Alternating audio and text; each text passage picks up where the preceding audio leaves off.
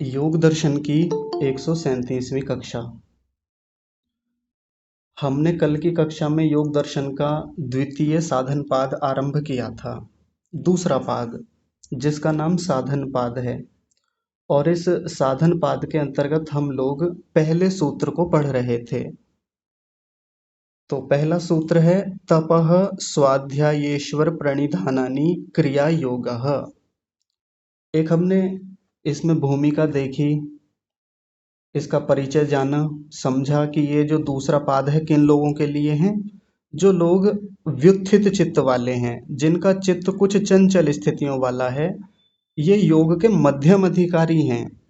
योग को प्राप्त करना चाहते हैं, समाधि को प्राप्त करना चाहते हैं, अध्यात्म में गति करना चाहते हैं, रुचि है इनके भीतर, इच्छा है, लेकिन चित्त में चंचलता रहती है, खिन्नता, उद्विग्नता, इस प्रकार की चीजें बनी रहती हैं, तो ये योग के उतने बड़े अधिकारी नहीं हैं। तो ऐसे लोगों के लिए क्रिया योग बताया कि ऐसे लोग आगे बढ़ें तो वो क्रिया योग करें। और क्रिया योग के अंतर्गत तीन चीजें बताई। सबसे पहली है तप करें, दूसरा है स्वाध्याय करें, और तीसरा है ईश्वर प्रणिधान करें। तो कल की कक्षा में हमने तप को समझने का प्रयास किया कि तप करने से होता क्या है। आज और समझेंगे, और भी इसमें व्यापक बातें हैं, खूब लंबी बातचीत होगी अभी तप को लेकर के। एक बात कल आधार रूप में हमने समझी थी, मूल रूप में समझी थी, कि यदि हमारे जीवन में तप नहीं है तो योग सिद्ध नहीं हो सकता। और व्यवहारिक जीवन में भी हमने बहुत सारे उदाहरणों से देखा कि जब हमारे जीवन से तप चला जाता है, हम तप नहीं करते, द्वंद्वों को सहन नहीं करते, तो वो काम भी सिद्ध नहीं हो पाता। और यही यही बात उपासना में भी लागू होती है, योग में लागू होती है। इसलिए जीवन में तप तो होना ही चाहिए। तो इतनी बातें हमारी कल हुई थी। आज आगे बढ़ते हैं। देखिए,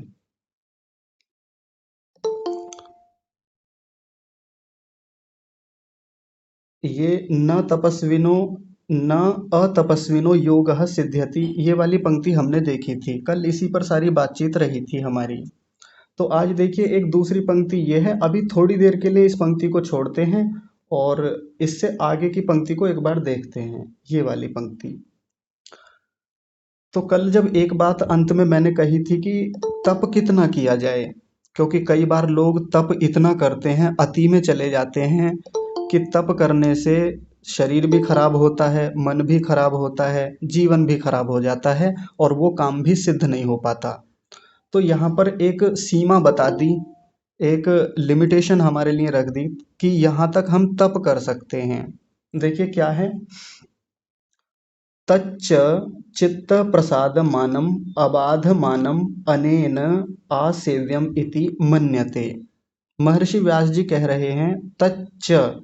देखिए एक एक शब्द को पहले अलग देख लेते हैं, फिर इनका अर्थ समझेंगे। यहाँ दो शब्द हैं, एक है तत् और एक है च।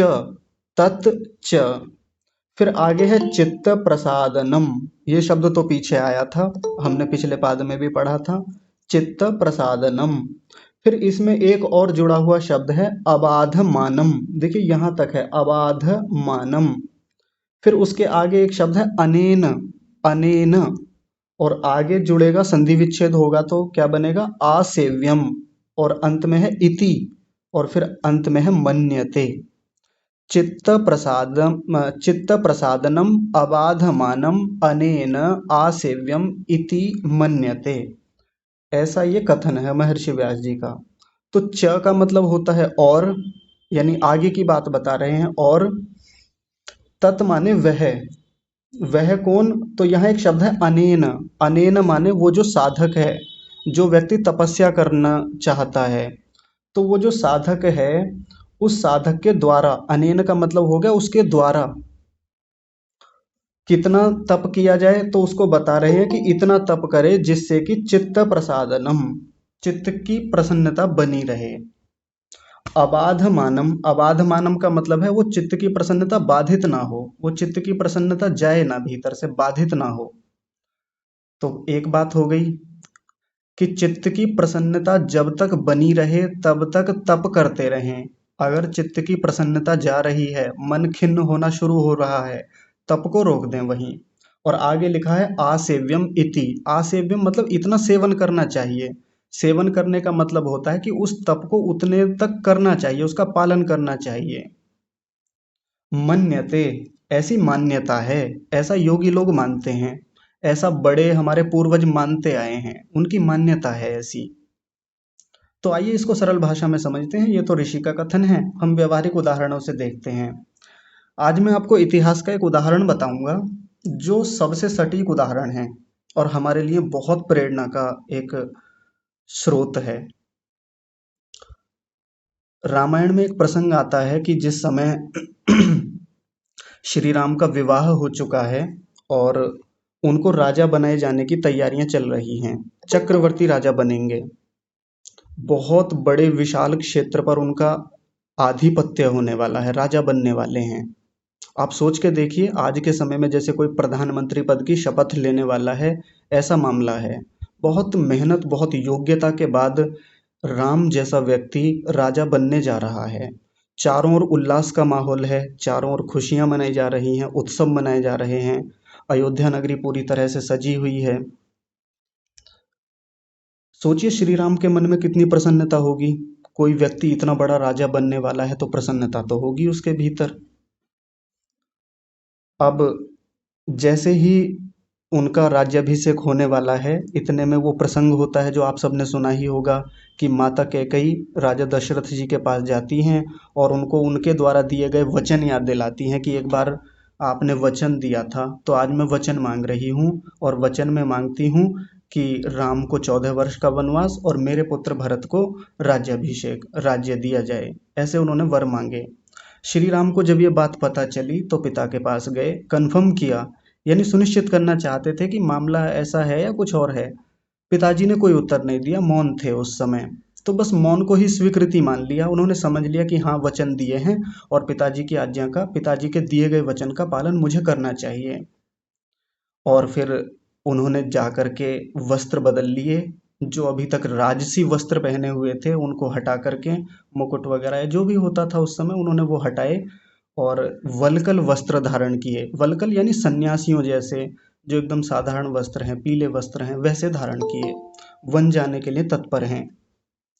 तो रामायण में महर्षि वशिष्ठ जी इस पूरी स्थिति को देख रहे हैं और एक बड़ा सुंदर वाक्य लिखते हैं रामायण में।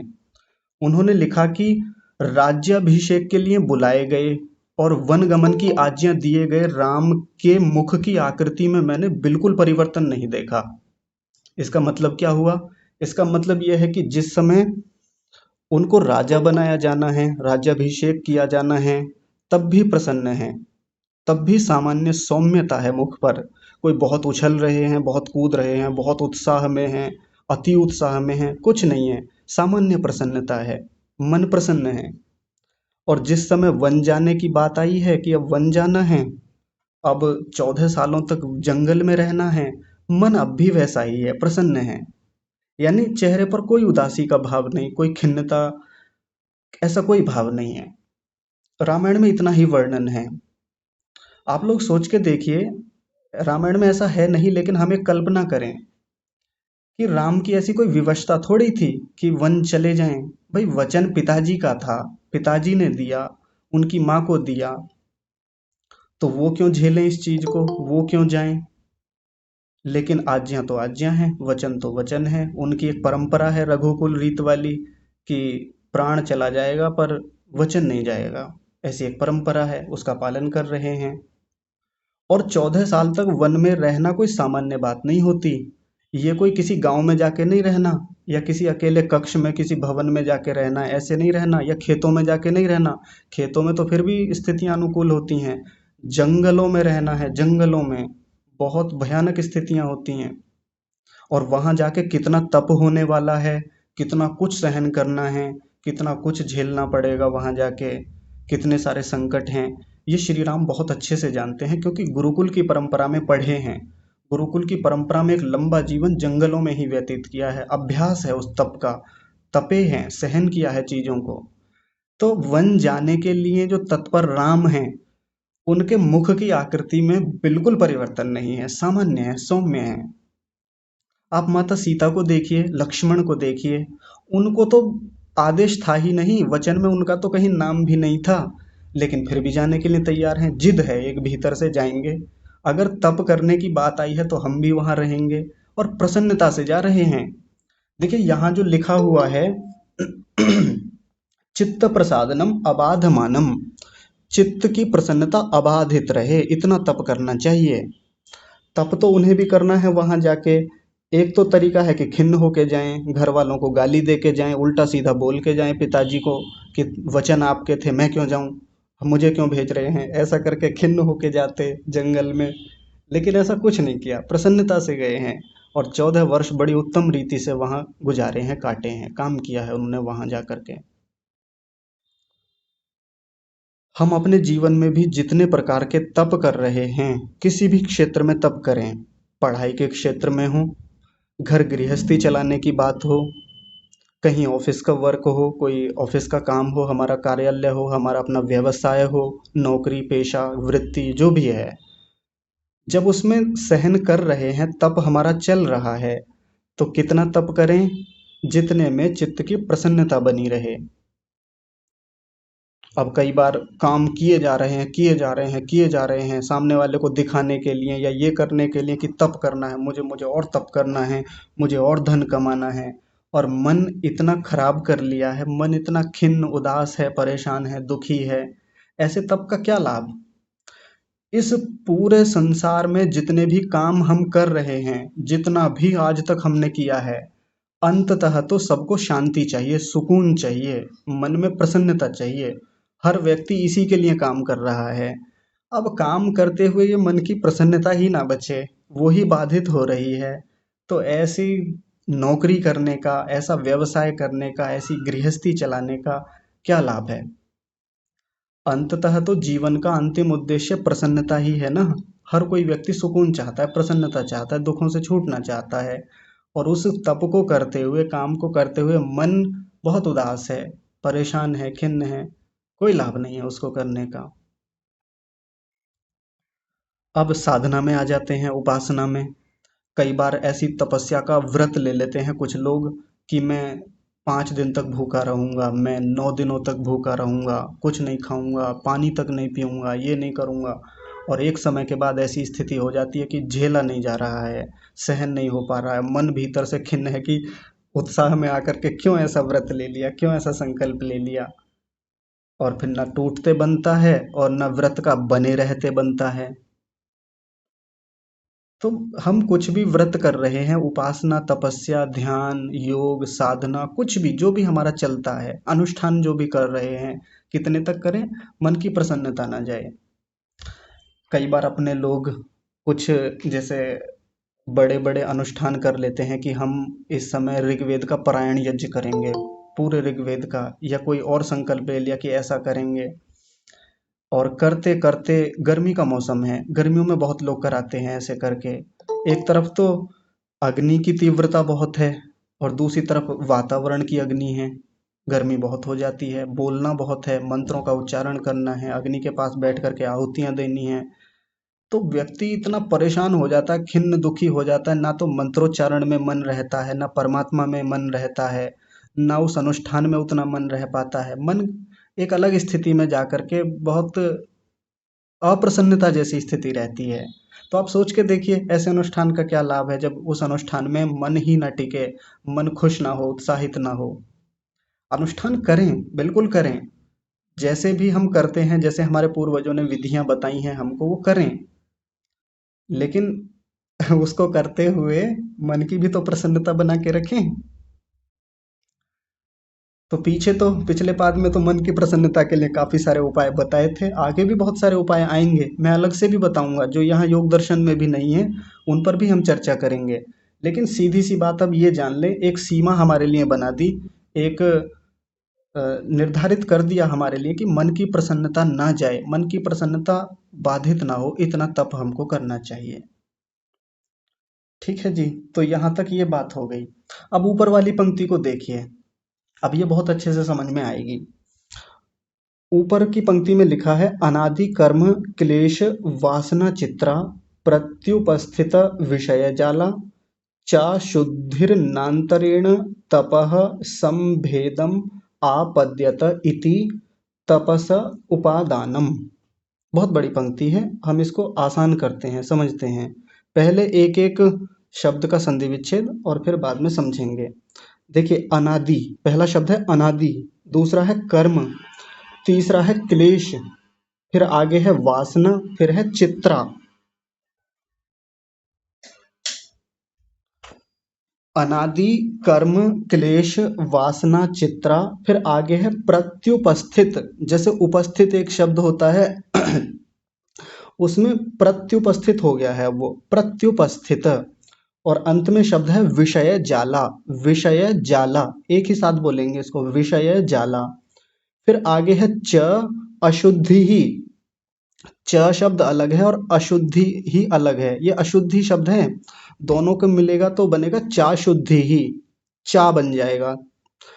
च जमा अशुद्धि ही, और आगे है न अंतरेण, यहाँ न अलग है और अंतरेण अलग है, नांतरेण ऐसा हो गया। फिर आगे है तपह, फिर आगे है संभेदम। देखिए यहाँ बिंदी बनी हुई है, वो थोड़ा सा आगे ऐसा फॉन्ट में बन गई है, तो यहाँ बिंदी है वो। संभेदम आपद्यत, यहाँ दो शब्द हैं, एक है संभेदम और दूसरा है आपद्यत। आगे है इति, फिर है तपस, फिर है उपादानम। ये पूरा हुआ। तो देखिए कहाँ से इसका अर्थ समझेंगे। सबसे पहले देखेंगे तपस, ये जो तपह शब्द है ये वाला, तपह के साथ जोड़ेंगे अंतरेण। अंतरेण का मतलब होता है बिना, तप के बिना। तप के बिना, ये जो अशुद्धि शब्द है, अशुद्धियां हैं हमारे चित्त के, हमारे मन के भीतर अशुद्धियां होती हैं। तप के बिना वो जो अशुद्धियां हैं, और यहाँ जो न शब्द है, उस न शब्द को यहाँ लगाएंगे, न संभेदम आपद्यत। तो कैसे पूरा वाक्य बना, फिर से देख लीजिए। तपह अंतरेण, तप के बिना, अशुद्धि ही, वो जो अशुद्धियां हैं, न संभेदम आपद्यत, उनका संभेदन नहीं हो सकता, उनको भेद नहीं सकते हम, उनको काट छांट नहीं कर सकते। आपद्यत का मतलब होता है प्राप्त होना, यानी वो काट छांट को प्राप्त नहीं हो सकती, भेदन को प्राप्त नहीं हो सकती। कुल मिलाकर के बात क्या हुई, एकदम आसान भाषा में समझते हैं। तप के बिना जो मन की अशुद्धियां हैं, वो भेदन को प्राप्त नहीं हो सकती। हमारे मन के भीतर बहुत सारी अशुद्धियां हैं, बहुत सारा मैल जमा हुआ है, बहुत सारी गंदगी है। वो क्या है अभी समझेंगे, ऊपर वाले शब्दों में उस अशुद्धियों को बताया है। तो वो जो अशुद्धियां हैं वो तप के बिना भेदन को प्राप्त नहीं हो सकती। यदि हम चाहते हैं कि वो काट छांट भीतर हो जाए, वो अशुद्धियां हट जाएं वहां से, वो छट जाएं, हट जाएं वहां से, तो उसके लिए क्या करना होगा, तप करना होगा। तप के बिना वो अशुद्धियां काट छांट को प्राप्त नहीं हो सकती। तो देखिए वो अशुद्धियां कैसी हैं, तो उसके लिए पहला ये जो बड़ा शब्द है ये समझाया। ऐसी अशुद्धियां हैं अनादि कर्म क्लेश वासना चित्रा, बहुत सारी मन में वासनाएं हैं। वासना का मतलब होता है संस्कार, ये पिछले पाद में भी शब्द आया था वासना।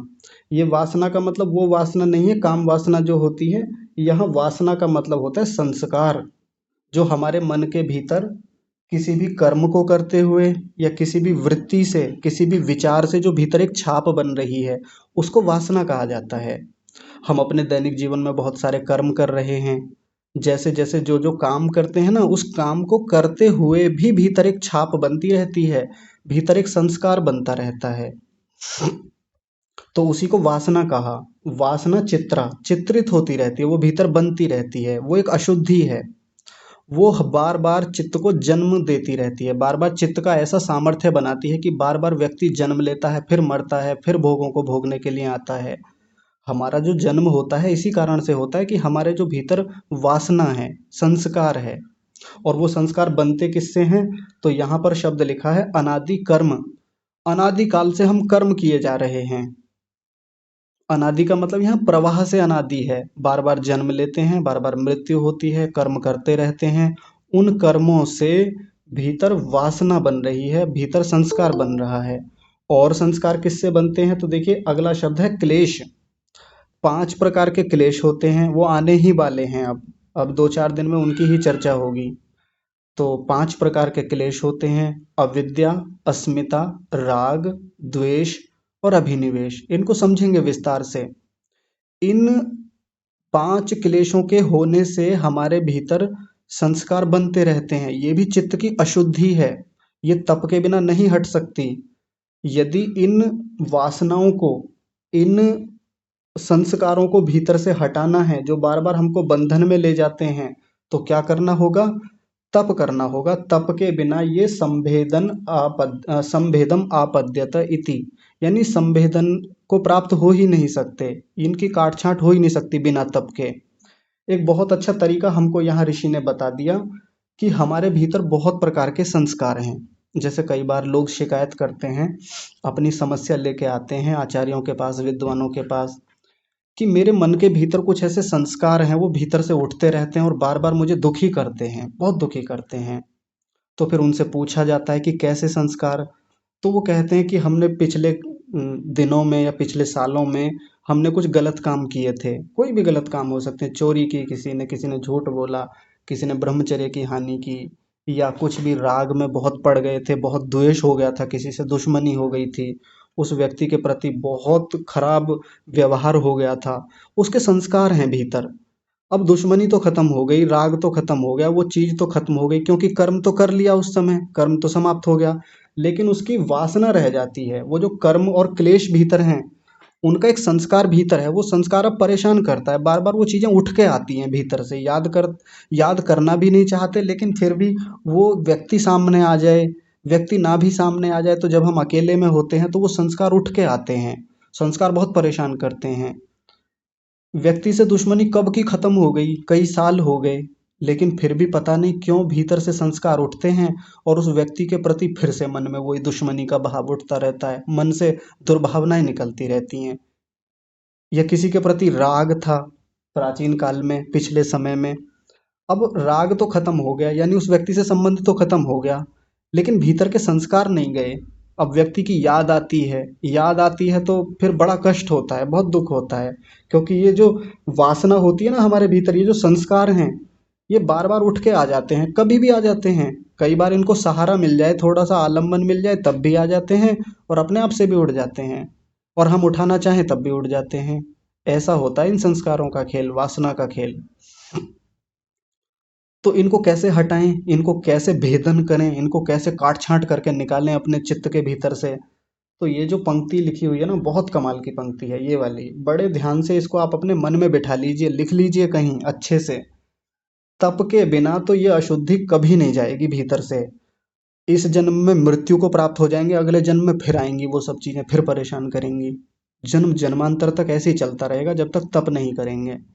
तप कर लेंगे तो ये भीतर की जो अशुद्धियां हैं, ये जो क्लेशों की और कर्मों की जो वासनाएं भीतर हैं, संस्कार हैं, इनका भेदन हो जाएगा। काट छांट होकर के हम उन्हें काट करके निकाल सकते हैं। जैसे कोई बर्तन है, बर्तन में हमने सब्जी बनाई, अब सब्जी रख के भूल गए। माताएं, कई बार ऐसा हो जाता है, काम बहुत रहता है, सब्जी रख के भूल गई, आग जलती रही। अब कहते हैं ना, सब्जी लग गई भीतर से, यानी वो भीतर से जल जल के ऐसा हो गया कि वो भीतर लग जाती है। अब सब्जी तो जितनी बची कुची थी वो निकाल ली, लेकिन कब जो बर्तन है उसके भीतर तली में, उसके जो जो पृष्ठ है उस पर कुछ ना कुछ जमा रह जाता है। वो इतना जल जल के ऐसा कठोर हो जाता है कि भीतर जमी रह जाती है, और कई कई दिनों तक वो साफ नहीं होती। उसको जूने से, चम्मच से, बाकी सब चीज़ों से साफ करने का बड़ा प्रयास किया जाता है, लेकिन इतनी आसानी से साफ थोड़ी होती है जब सब्जी या दूध लग जाता है भीतर। बड़ा परेशान करता है, फिर कई कई दिन तक वो बाकी जो खाने में उसकी गंध आती रहती है, और भी कई चीज़ें होती रहती हैं। ऐसे मन में ये वासनाएं बिल्कुल भीतर चिपकी हुई हैं, जकड़ी हुई हैं। ये कब हटेंगी? जब तप करेंगे। जब जूने से लेकर के, किसी चम्मच से लेकर के, या किसी कठोर वस्तु से बर्तन को भीतर जम करके रगड़ा जाएगा अच्छे से, और उसमें अपमार्जक साबुन या जो भी सर्फ वगैरह लगाते हैं वो साफ करके किया जाएगा, तब वो बर्तन साफ होता है। अब मन में तो ऐसी सफाई नहीं कर सकते हम कि जूना लेके लग जाए तो मन की सफाई तो तप से होगी। वो तप होता कैसे है, उस तप को तो खैर हम आगे और अच्छे से विस्तार से समझेंगे, पूरी बातचीत होगी आगे। लेकिन हमको एक संकेत मिल गया, हमको ऋषि ने एक बात बता दी, समाधान बता दिया, तप के बिना नहीं हो पाएगा। तप करें, सहन करें। अब देखिए, फिर भी मैं एक संकेत रूप में आपको छोटी सी बात रख देता हूँ कि तप से कैसे जाएंगी ये वासनाएं। तो आगे पूरा एक विस्तार से समाधान दिया जाएगा कि प्रतिपक्ष भावना करें। प्रतिपक्ष भावना क्या होती है? जैसे किसी व्यक्ति के प्रति बहुत राग था, बहुत राग, बहुत जुड़ाव। अब उसके प्रति मन में उससे भावनाएं जा ही नहीं रही हैं, निकल नहीं रही हैं, बार बार संस्कार उठते हैं और बड़ा परेशान कर रहे हैं। तो जो पहले का संस्कार बना हुआ है, उसके विरुद्ध संस्कार खड़ा कर दें, एक उसके विरोध में ला करके एक और संस्कार खड़ा कर दें। जैसे कोई योद्धा आकर के बार अपना हथियार लेकर के खड़ा है और हमको बार बार मारने के लिए चेष्टा करता है, प्रयत्न करता है, तो हम खुद लेके खड़े हो जाएं हथियार, या कोई एक व्यक्ति खड़ा कर दें। जैसे आजकल सिक्योरिटी गार्ड खड़ा कर देते हैं, बाउंसर होते हैं, तो बाउंसर जो है हमारी रक्षा करते हैं। तो वैसे ही भीतर एक संस्कार नाम का बाउंसर खड़ा कर दें, उस उस पहले राग के संस्कार के साथ, द्वेष के संस्कार के सामने, तो वो कुछ नहीं कर पाएगा। कितने लोग बाउंसर लेके घूमते हैं, सिक्योरिटी गार्ड लेके घूमते हैं, एनएसजी कमांडो वगैरह, वो पूरा एक व्यवस्था है, तंत्र होता है पूरा। ऐसा एक भीतर तंत्र बना दें प्रतिपक्ष भावना का। उसके विपरीत भावना करें कि इस व्यक्ति के कारण मेरी बहुत हानि हो गई, इसके साथ जब मेरा राग रहा, बहुत हानि हुई है, बहुत समय खराब किया इस व्यक्ति के साथ, मेरी उन्नति नहीं हो पाई इतने दिनों तक। इतने दिनों तक मैं जो तपस्या कर सकता था, जो मैं अपना काम कर सकता था और पैसे कमा सकता था, समाज के और अच्छे काम कर सकता था, धर्म में लग सकता था, इस एक व्यक्ति के कारण बहुत हानि हो गई। ना मैं उससे राग करूंगा, ना मैं उससे द्वेष करूंगा, ये बार बार ये एक प्रतिपक्ष भावना का एक संस्कार खड़ा करना पड़ेगा उसके विरुद्ध। और इसमें बड़ा तप होता है, बहुत मेहनत लगती है, आसान काम नहीं होता। पहले वाला संस्कार जो है वो बार बार आएगा, बार बार तोड़ेगा भीतर से, बार बार परेशान करेगा, खिन्न करेगा। लेकिन जब नया संस्कार खड़ा किया जाता है ना, तो बहुत मेहनत लगती है। अब आप सोच के देखिए, जब हमको अपनी जान का खतरा होता है, जब हमको अपनी सुरक्षा की चिंता होती है, तो एक सिक्योरिटी गार्ड अपना सुरक्षा कर्मी रखने के लिए मेहनत तो लगती है, इतनी आसानी से तो नहीं होता। उसको सैलरी भी देनी होती है, उसका भी ध्यान रखना होता है, वो व्यक्ति विश्वसनीय है या नहीं है ये भी ध्यान रखना होता है। तो जो विपक्षी संस्कार भीतर खड़ा करना है, तो तप तो होता है, उसमें बहुत मेहनत लगती है। ध्यान में बैठ कर के बार बार उस संस्कार के विरुद्ध काम करना होता है, तब जा कर के हटता है। इसके बिना इस दुनिया में कोई रास्ता ही नहीं है, बिल्कुल नहीं है कि वो पहले के संस्कार जो इतने भीतर हमने जन्म जन्मांतर के इकट्ठे कर रखे हैं, वो हट जाएं। नहीं हटेंगे, और कोई तरीका ही नहीं है। तपस्या करना, तप करना एकमात्र उपाय है। हालांकि और उपाय आगे बताएंगे, ईश्वर प्रणिधान भी एक उपाय है, स्वाध्याय एक उपाय है, इनको भी समझेंगे। लेकिन मूल में तो तप है, क्योंकि स्वाध्याय में भी तप लगता है, ईश्वर प्रणिधान करने में, ईश्वर का ध्यान करने में भी तप की ही जरूरत होती है। बहुत गहरी बात है।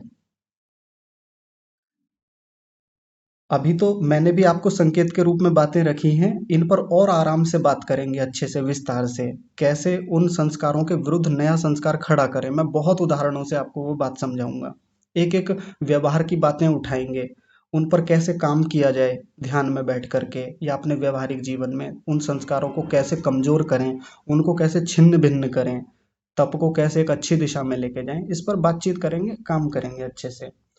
और देखिए और क्या है, दूसरी अशुद्धि बताई, प्रत्युपस्थित विषय जाला। विषयों का जाल भीतर उपस्थित है, जकड़ रखा है उसने, जाल ने। विषयों का जाल कैसा है? 5 प्रकार के विषय होते हैं। 5 प्रकार के विषय आपने खूब पढ़े होंगे, शब्द, रूप, रस, स्पर्श और गंध। इन पांचों विषयों की ही तो सारी कहानी है हमारे जीवन में।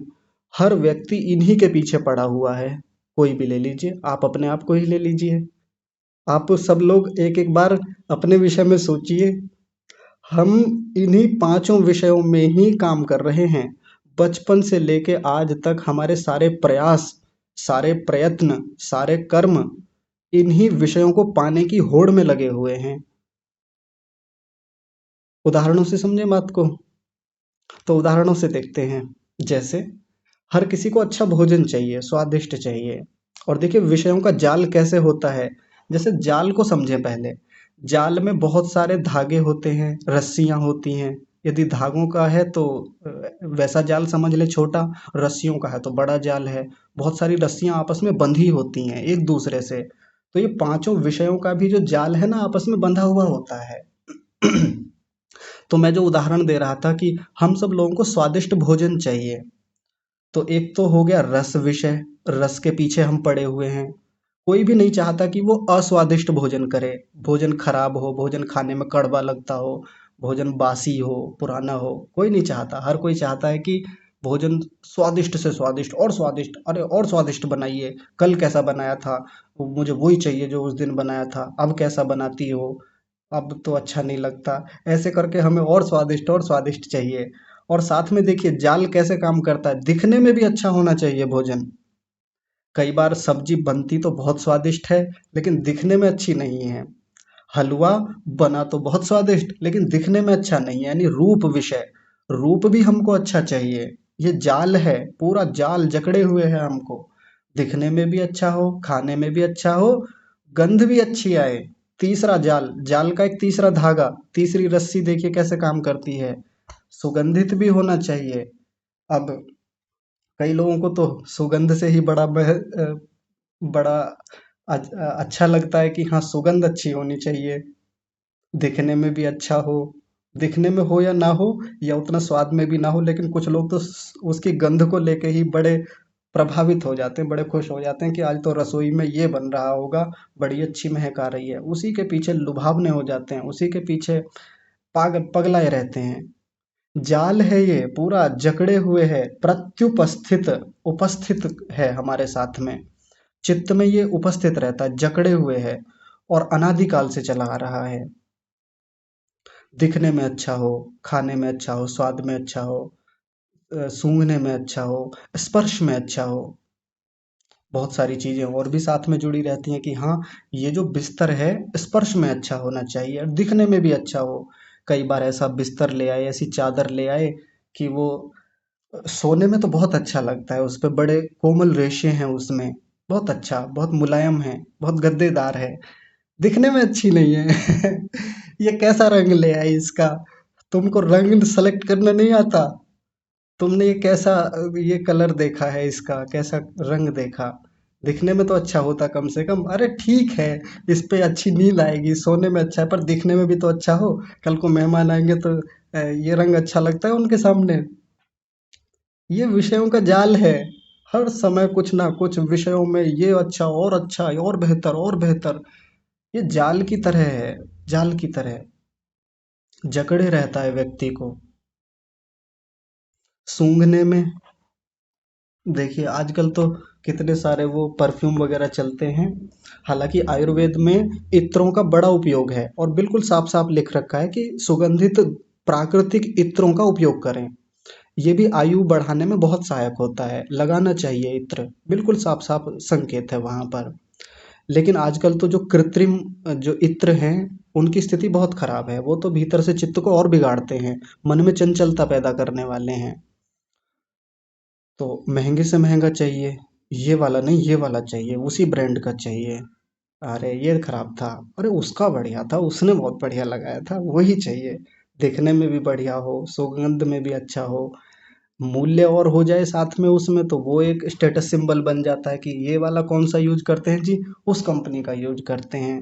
वो भी साथ में जुड़ जाता है। तो शब्द रूप रस स्पर्श गंध, इन सब का एक जाल जुड़ा रहता है। और ये जो जाल है, ये जो अशुद्धि है, ये बिना तप के हटेगा नहीं, तप तो करना पड़ेगा। अब यहाँ तप कैसे करें। भोजन सुगंधित नहीं बना, कोई बात नहीं। भोजन उतना स्वादिष्ट नहीं बना, कोई बात नहीं। आज इससे ही काम चला लेंगे। आज खिचड़ी बनी, ठीक है बढ़िया है, सही है, आज इससे ही काम चलेगा, आज इससे ही कर लेंगे। स्वास्थ्य खराब है तो मूंग की दाल, ठीक है बढ़िया है चलेगी, आज इससे ही काम चला लेंगे। क्यों जरूरी है कि बाहर का ही खाया जाए, ऑर्डर ही किया जाए हर दिन, या हर दिन बिल्कुल वो ही चाहिए जी, ऐसा ही चाहिए। ऐसा क्यों एक जाल बना के रखा हुआ है हमने? नहीं, बिल्कुल ऐसा ही चाहिए, ऐसा ही होना चाहिए। हम बिल्कुल ऐसे मानक बनाए रहते हैं हर चीज़ में, और बेहतर, और बेहतर, और बेहतर। हालाँकि हर व्यक्ति के भीतर एक चाह होती है। वो एक सामान्य रूप से इच्छा है, मन की भी, आत्मा की भी इच्छा है कि बेहतर से बेहतर चाहता है हर व्यक्ति। होना भी चाहिए, उसमें कोई बुराई नहीं है। लेकिन जब वो मन के स्तर पर राग के रूप में आ जाए, द्वेष के रूप में आ जाए, अविद्या के रूप में आ जाए कि यही चाहिए, इसके बिना काम चलता ही नहीं है, ये अशुद्धि है, ये जाल है, जकड़े रहता है बहुत बुरी तरह से। तो बाकी चीज़ों में भी ऐसा ही लगा लें, जहाँ जहाँ इस प्रकार से चीज़ें हमको जकड़े हुए हैं, एक एक विषय को देखें कि मुझे किस विषय ने पकड़ रखा है, इस किस विषय ने जाल के रूप में मुझको भीतर से बांधा हुआ है, किसके पीछे मैं बहुत आसक्त हूँ, मोह आ गया है, राग आ गया है, गहरा जुड़ाव है इनमें से। तो अब उस विषय के प्रति हटने का प्रयास करें, उसके प्रति तप करें, साधना करें, हटाने का प्रयास करें कि कोई बात नहीं, नहीं मिला तो इसमें ऐसा क्या है? प्रयास करेंगे अच्छा सा अच्छा, अच्छे से अच्छा करने का जीवन में, लेकिन नहीं मिलता है तो इसमें इतना बेचैन, इतना उद्विग्न हो जाने की क्या आवश्यकता है? इतना पगला जाते हैं, कई बार बहुत आक्रोशित हो जाते हैं, क्रोध में आ जाते हैं, क्या आवश्यकता है? और जो बात मैंने इतनी आसानी से कह दी कि ऐसा क्या है? ऐसा ऐसा क्यों पगला जा रहे हैं हम? इतना आसान होता नहीं है इस स्थिति को प्राप्त करना। इसके पीछे यदि मान लीजिए कोई व्यक्ति मिल जाए हमको, बहुत लोग मिलते हैं जिन्होंने इस पर काम किया है, जिन्होंने इस प्रकार के विषयों के जाल से जो अलग रहते हैं, जिन्होंने भीतर से काटा है उस जाल को, हमको लगता है यार ये बड़े सरल हैं, ये बड़े सहज दिखते हैं इन सब चीज़ों के प्रति, इनको तो कुछ नहीं लगता, इनको तो जैसा खाने को दे दो, जैसा पहनने को दे दो, या जैसा भी इनके सामने कुछ भी वस्तु रख दो, मिले ना मिले, ये सामान्य दिखते हैं, हमेशा बड़े सहज दिखते हैं। वो सहज दिखते हैं, लेकिन उस सहजता के पीछे तप होता है, बहुत मेहनत होती है। इस जन्म की नहीं है, पूर्व जन्मों की है, स्वभाव में आ जाती है उस व्यक्ति के। तभी वो बेचैन नहीं होता, तभी वो बहुत आक्रोशित नहीं हो जाता चीज़ों को लेकर के। तो यदि हमारे परिवार में भी कई बार ऐसे व्यक्ति मिल जाते हैं, जैसे हर परिवार में एक व्यक्ति होगा ऐसा कोई ना कोई, और ज़्यादातर हमने देखा होगा कि ऐसा व्यक्ति कोई बहुत बड़ा होगा, आयु में बहुत वरिष्ठ होगा, क्योंकि उन्होंने जीवन को समझा है, उनके जीवन का एक अनुभव रहा है, उन्होंने चीज़ों को जवानी में, युवावस्था में भोग लिया, अच्छे से देख लिया, देख करके, विद्या पूर्वक, समझ करके, विवेक पूर्वक उन्होंने समझा कि मैंने इतनी चीज़ों का आज तक सेवन किया, भोग किया, कुछ प्राप्त नहीं हुआ, कुछ उनमें था नहीं, कुछ सुख विशेष मिला नहीं। इतना जो जो मैं विषयों के पीछे भागता रहा, ये भी चाहिए, इस ये जो जाल भीतर जकड़ा हुआ था विषयों का, खूब करके देख लिया, हासिल कुछ विशेष हुआ नहीं। थोड़ी देर का सुख तो मिल जाता है, लेकिन जो दीर्घकालिक सुख आत्मा को चाहिए, मुझको चाहिए, वो इसमें मिला नहीं। तो घर के जो बड़े आपने देखे होंगे कई बार, बहुत बुजुर्ग व्यक्ति हैं, माताएं हो सकती हैं, पुरुष हो सकते हैं, वो एक समय के बाद जाकर के सहज हो जाते हैं चीज़ों के प्रति, बहुत शिकायतें रहती नहीं उनकी। ठीक है, जैसा मिला बढ़िया है, अच्छा है। तो हम ये ना समझ ले कि उनको, बुजुर्गों को, उन बड़े लोगों को बस ऐसे ही हो गया है, वो सहजता ऐसे ही प्राप्त हो गई है। उसके पीछे उनकी वर्षों की तपस्या है, बहुत मेहनत है। आज जो 80 साल की आयु के, 70 साल की आयु के जो बड़े लोग इन सब विषयों के जाल को हटाए बैठे हैं, काफी मात्रा में हटा लिया है, कुछ बचा भी रहता है कई बार, तो ये ना समझे कि ये बस ऐसे ही हो गया है। जैसे कई बार बड़े बूढ़े कह देते हैं ना कि ये बाल ऐसे ही सफेद नहीं हुए हैं, ये इसके पीछे एक अनुभव है। तो भीतर भी जो इन्होंने अर्जित किया है, बाहर के बाल तो खैर जैसे सफेद होते हैं वो वैसे होते हैं, लेकिन भीतर जो उन्होंने विषयों के जाल को काटा है, उस अशुद्धि को हटाया है, उसके पीछे बहुत मेहनत लगती है। उन्होंने जीवन को समझा है, लेकिन सब लोग भी ऐसे नहीं होते। कई बार जीवन की अंतिम पड़ाव तक, जीवन का जो अंतिम पड़ाव है, 80 साल के पहुंच गए हैं, 90 के पहुंच गए हैं, अब जीवन बहुत आगे बचा नहीं है, उनको लगता है कि अब बस ये जीवन अब जाने वाला है, वहां तक भी कई बार किसी विषय के प्रति इतनी आसक्ति हो जाती है, इतनी आसक्ति रहती है, वो छूटती नहीं है, क्योंकि काम नहीं किया है विवेक पूर्वक, समझ पूर्वक, विद्या पूर्वक, तो वो आसक्ति बनी रहती है।